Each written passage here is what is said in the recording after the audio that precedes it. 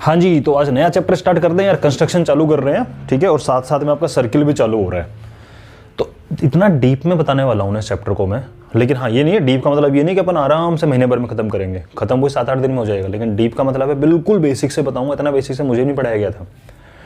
और बिलीव करना कि अगर किसी को कंस्ट्रक्शन का सी भी नहीं आता ना, पहली बार पढ़ रहा है, सर 7th क्लास में पढ़ाई नहीं करी, सर 8th क्लास में पढ़े ही नहीं हम तो कोरोना की वजह से, कोई बात नहीं, अब सीख जाओगे सारी बातें, ठीक है। और एक बार चैप्टर पढ़ने के बाद बताना कि आपके स्कूल में इतना डिटेल में बताया गया नहीं बताया गया, मुझे बताना कमेंट में वाली चीज़।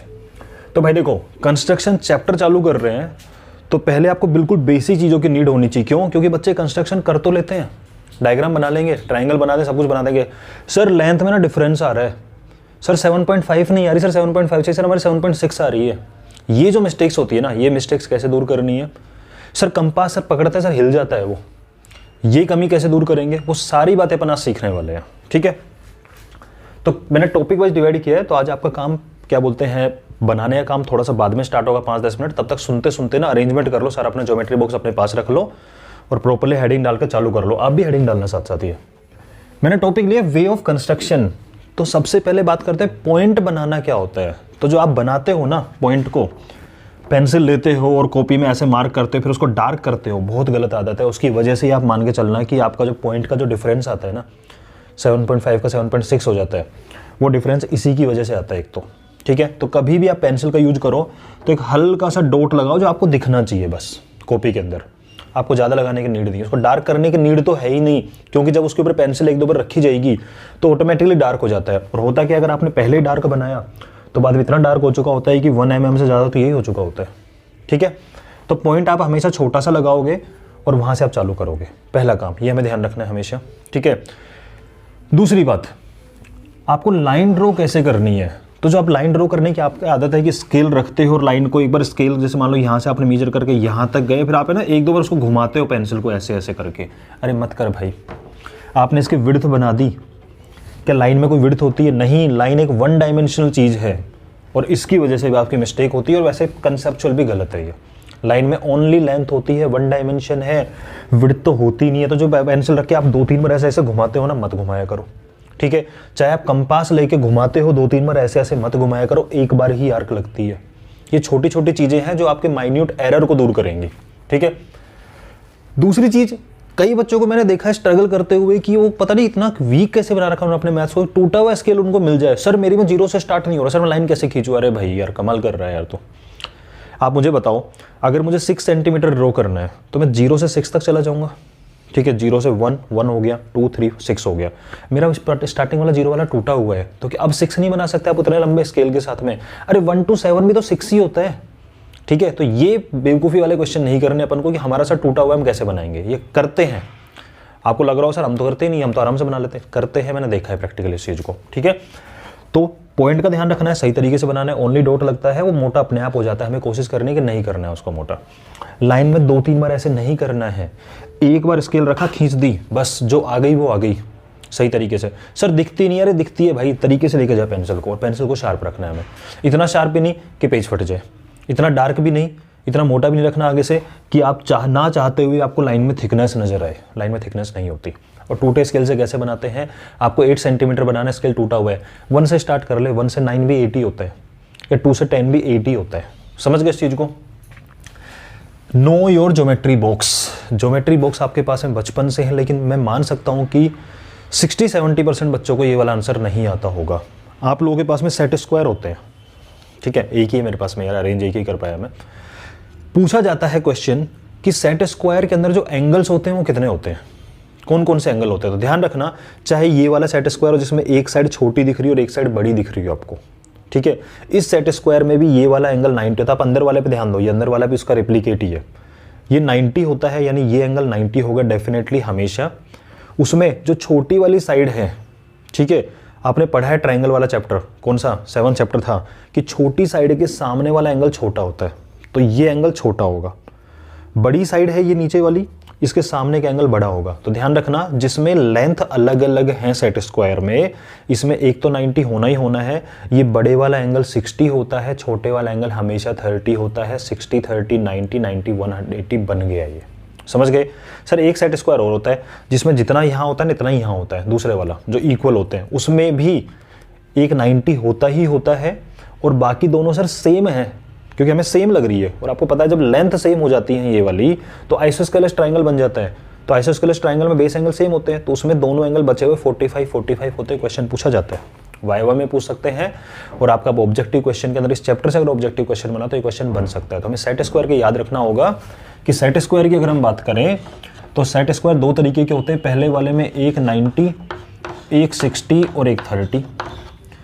दूसरे वाले सेट स्क्वायर में एक 90, एक 45 और एक 45। बात समझ में आई? ठीक है। अब काफ़ी बच्चे जिनको डी का यूज करके एंगल बनाने में गड़बड़ करते हैं, क्योंकि डी में आप लोगों ने एक चीज़ पे देखा होगा कि उसमें 0 से 180 ऐसे भी होता है और 0 से 180 ऐसे भी होता है। ठीक है। तो अगर मैं किसी बच्चे को बोलूँ कि बेटा 60 डिग्री एंगल बनाना, वो डी रख तो लेता है यहाँ पे, उसने डी को यहाँ रख दिया। ठीक है।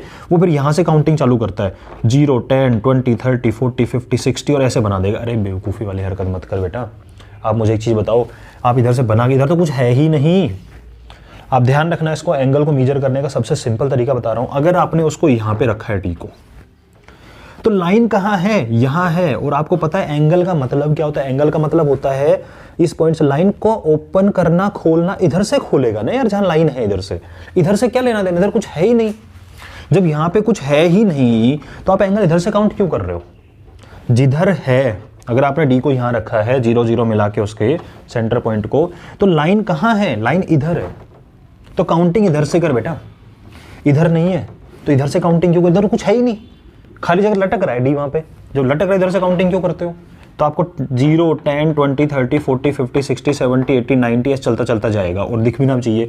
एंगल बनने के बाद 60 बोला तो ये 60 अच्छा भी लग रहा है, एक्यूट एंगल है। आप 60 ऐसे बना दोगे क्या? एक्यूट एंगल है, ऑब्ट्यूस एंगल बन गया। और सर डी को अगर इधर रखें तो इधर रख रहा है, इधर कुछ है क्या? नहीं सर कुछ नहीं है इधर। तो इधर से कैसे काउंट कर सकते हो? इधर कुछ है ही नहीं। तो अभी कुछ नहीं है तो क्या काम का ये एरिया कुछ काम का नहीं है। काउंटिंग इधर से होगी 0, 10, 20, 30, 40, 50, 60, 70, 80, 90 चलता रहेगा। समझ गए? तो डी का यूज करके एंगल में गलती नहीं करनी। छोटी छोटी बातें हैं लेकिन यहाँ आपकी मिस्टेक्स होती है, इसलिए मैं कवर कर रहा हूँ चीज़ों को। उसके बाद में ये दो बड़े इंपॉर्टेंट चीज़ है, कंपास का यूज करके लाइन का कॉपी करना। देखो लाइन बनाना एक अलग चीज़ है। आप लोगों ने बनाया होगा, ट्रायंगल का कंस्ट्रक्शन किया होगा। आप लोग बोलते हैं सर कंपास से हम आर्क लगाते हैं। ठीक है, आर्क लगा के आपने लगाया होगा, अभी ट्रायंगल बनाया होगा, सर 6 सेंटीमीटर की आर्क लगाई, उधर से इतने की लगाई, वो कट गए वहाँ पे एक जगह। ठीक है, मैं आपको बोल रहा हूँ कि मैंने आपको एक लाइन दी, समझ रहे हैं इस चीज़ को, और आप कंपास लेकर रेडी हो जाओ। अब हम कुछ कंस्ट्रक्शन करेंगे दोनों। मैंने आपको एक लाइन दी 5 सेंटीमीटर की, मैंने कहा इस लाइन की एग्जैक्ट कॉपी नीचे बनाओ। आप क्या करो, स्केल लोगे 5 सेंटीमीटर, दोबारा बना दोगे। चलो मान ली तुम्हारी बात को। मैंने कहा स्केल अब तुम्हारे पास में, बस एक बार लाइन बनाई तुमने, ठीक है, और उसके बाद तुम स्केल ऐसा है जिस पे कुछ लिख ही नहीं रखा है, या ये मान लो कि हमारे पास में एक स्केल है जिसका वो सब कुछ मिट चुका है, पुराना हो चुका है हमारा स्केल, उसमें दिख ही नहीं रहा है यार कि कितने सेंटीमीटर क्या है। ठीक है, वो कंडीशन मान लो। अब अगर मैं तुम्हें एक बोलूँ कि बेटा मेरे पास एक लाइन है, मुझे एग्जैक्टली इसके जैसी दूसरे लाइन चाहिए। अब स्केल में तो है नहीं आपके पास में जिसमें लिखा हुआ कि आप मेजर कर लोगे ये कितना है, उतना ही दोबारा बना देंगे। तो अब क्या करें, तो मुझे इसकी कॉपी बनानी है, एग्जैक्ट कॉपी बनानी है यूजिंग कंपास। तो कैसे करोगे, उसी स्केल का यूज करते हुए जिस पे आपके पास में मिटा हुआ है सब कुछ, उससे एक लाइन ड्रॉ कर दोगे, कितनी भी अंदाजे से, थोड़ी बड़ी कर लेना, इससे दिखनी चाहिए।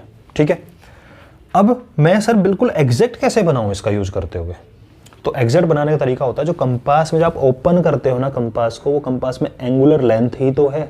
सर एंगुलर लेंथ क्या होती है, क्योंकि बेटा जब कंपास ओपन होता है ना, देखो ध्यान से, तो कंपास ओपन ऐसे होता है तो बीच में एंगल तो बनता ही उन दोनों के बीच में, इसलिए मैं एंगुलर बोल रहा हूँ। और ये डिस्टेंस ही तो मेजर करता है इस तरीके से।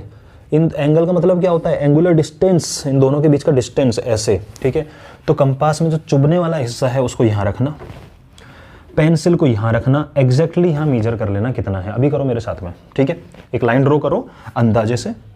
ठीक है, उसके नीचे एक लाइन ड्रॉ करो, उससे थोड़ी लंबी, स्केल का यूज करके। अभी कर ले बेटा, जल्दी कर।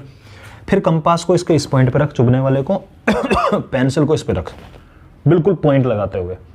अब कंपास को उठा ले और हिला मत, और हिला मत। अब उसको चुभने वाले को इसके कॉर्नर पे रख और पेंसिल वाले को इधर रख और कट कर दे ऐसे।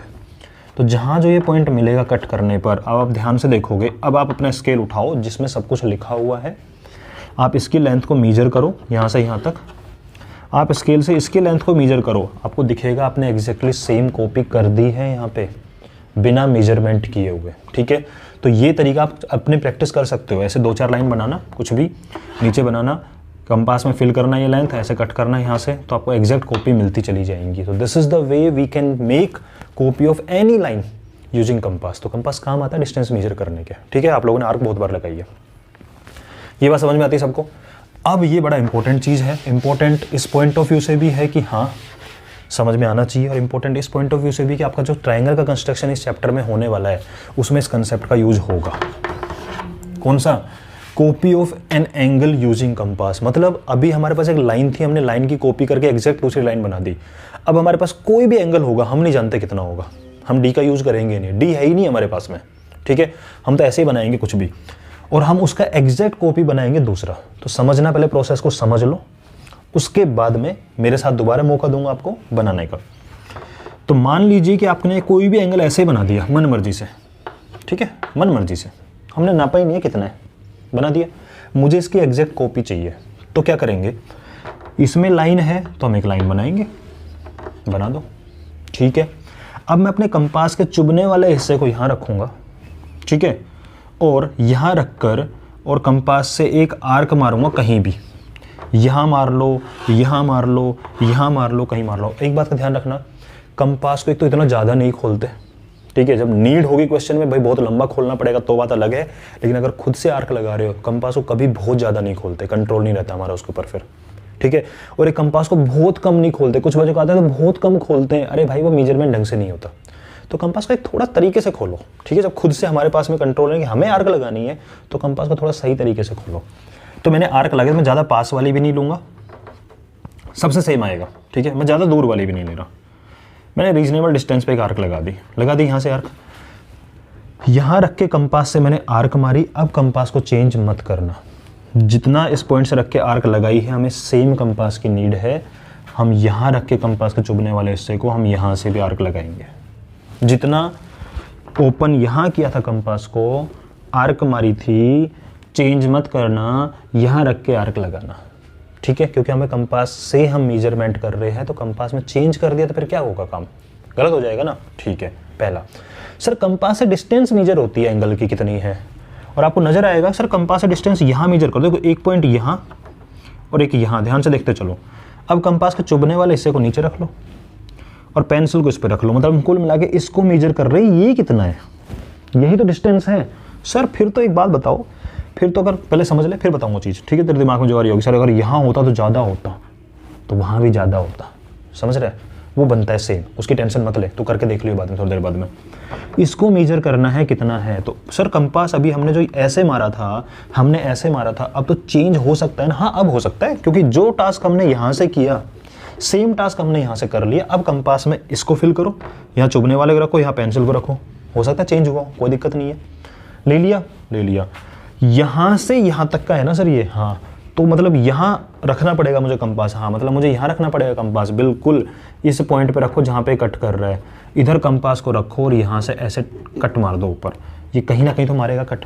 और अब मारे ना, देखो ध्यान से देखना, ये लाइन थी, ये लाइन थी, ये आर्क लगाई, ये आर्क लगाई, इस पॉइंट से चुभने वाले को रख के यहाँ से डिस्टेंस मेजर किया, तो इस पॉइंट पे चुभने वाले को रख के यहाँ डिस्टेंस मेजर कर कट कर दिया।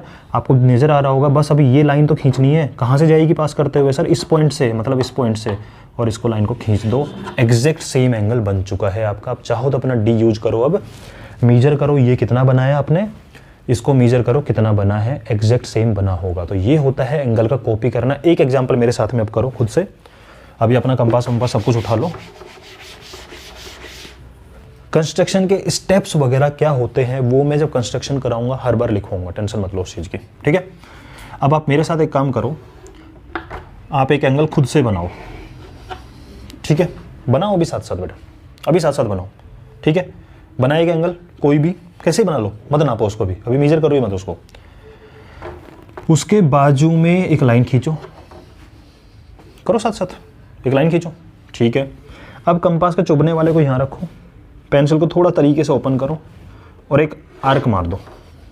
ठीक है, उतना ही ओपन करते हुए एक आर्क मार दो इधर, सेम यहाँ रखते हुए, चेंज नहीं करना कंपास। अब कंपास के चुभने वाले हिस्से को इस पॉइंट पर रखना, जहाँ दोनों चीज़ें मिल रही है, यहाँ रखो, ओपन करते जाओ करते जाओ करते जाओ, और पेंसिल को यहाँ रखो। मेजर कर लिया आपने कितना है डिस्टेंस, ये बिल्कुल यहाँ रखो और यहाँ से कट कर दो, ठीक है। ऐसे आर्क लगेगी आपकी, ऐसे, और इस पॉइंट को यहाँ से लाइन को खींचते हुए निकाल दो। अब अपना डी उठाओ, मेजर करो एंगल कितना था, यहाँ रख के अपने डी से, डी को यहाँ रखोगे, एंगल मेजर करोगे, डी को यहाँ रखोगे, एंगल मेजर करोगे, आप देखोगे एग्जैक्टली सेम बन चुका है। याद रखना बेटा, छोटी छोटी बातें बार बार नहीं बताई जाती हैं कि एंगल की कॉपी कैसे करते हैं, लाइन की कॉपी कैसे करते हैं, point, line, angle using D, ये सारी बातें मैं आपको बता चुका हूँ। सेट स्क्वायर के एंगल आपको याद रखने हैं, काम आएंगे, ठीक है। तो नेक्स्ट वीडियो में हम प्रॉपर कंस्ट्रक्शन चालू कर देंगे, एंगल बाइसेक्टर, परपेंडिकुलर बाइसेक्टर, सारी चीज़ें अच्छे से डिटेल में पढ़ते रहना।